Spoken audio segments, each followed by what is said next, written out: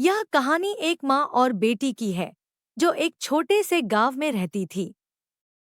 माँ, जिसे लोग प्यार से आशा ताई कहते थे, अपनी बेटी प्रिया के लिए ही जीती थी।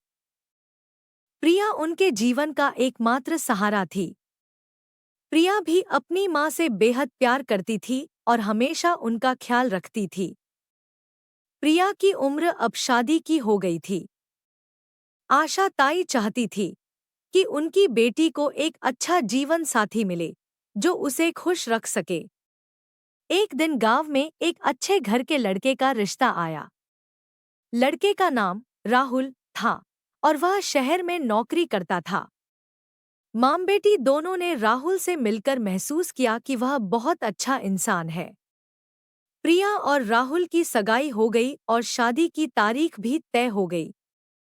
शादी के बाद प्रिया को शहर जाना था। आशा ताई ने अपनी बेटी को विदा करते हुए उसे बहुत सारे आशीर्वाद दिए। प्रिया के जाने के बाद आशा ताई का दिल बहुत भारी हो गया।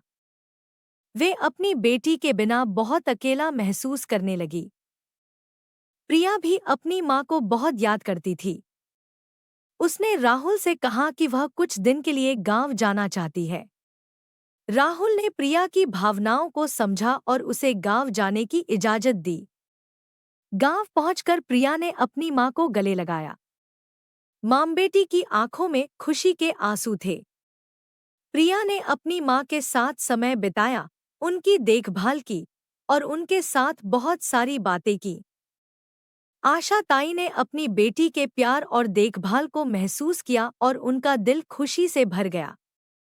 इस कहानी से यह सीख मिलती है कि माँ और बेटी का रिश्ता सबसे अनमोल होता है। चाहे कितनी भी दूरियां हों, उनकी भावनाएं हमेशा एक दूसरे से जुड़ी रहती हैं। अगर आपको हमारी ये कहानी सुनकर अच्छा लगा तो लाइक करें और इसी तरह की और कहानी सुनने के हमारे इस चैनल को अभी सब्सक्राइब करें। Thank you. अपना ख्याल रखें।